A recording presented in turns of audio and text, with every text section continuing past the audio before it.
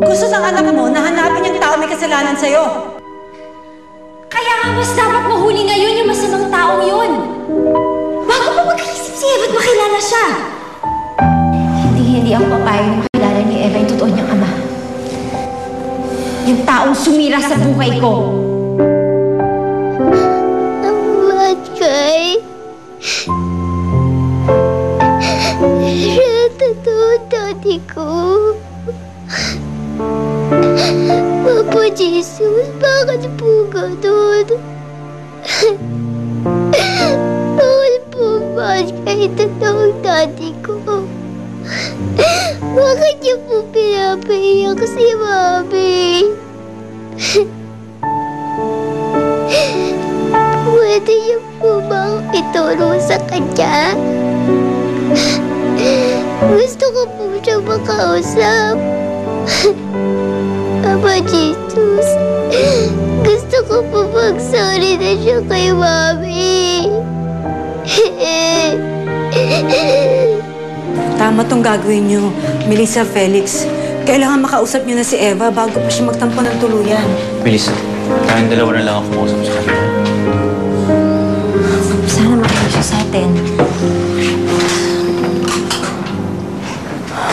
Asan si Eva? Eva?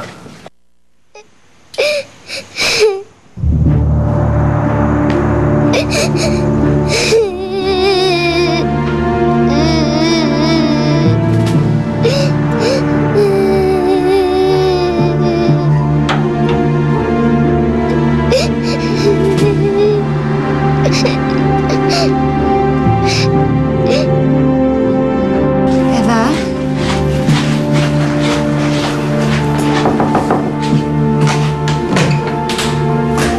Eva? Wala si Eva? Kanina lang nandito siya eh. Diyos ko, saan nagpunta yung batang yun?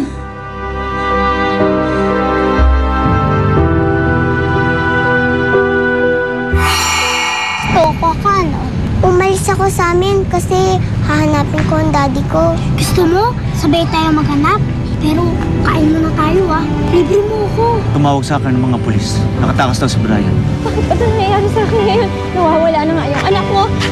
Tapos yung pag-asa maparusahan yung gumahasa sa akin, mawawala rin? Salamat nga pala ulit, Rebecca. Meron na akong bagong kakampi, bukod kay Felix. Matutuwa si Boss dito. Kunin mo yung mga bata. Yung mga lalaki doon, kinuha yung dalawang bata. Siguro, mga sindikato yun. Ano ho itsura ng mga batang yun? Ito po. Ito po yung isa sa tinukot nila. Sigurado ho ba kayo? Anak ko to eh. Nagustuhan mo ba yung damit na pinahiram ko sa'yo? Opo. Thank you po, ah.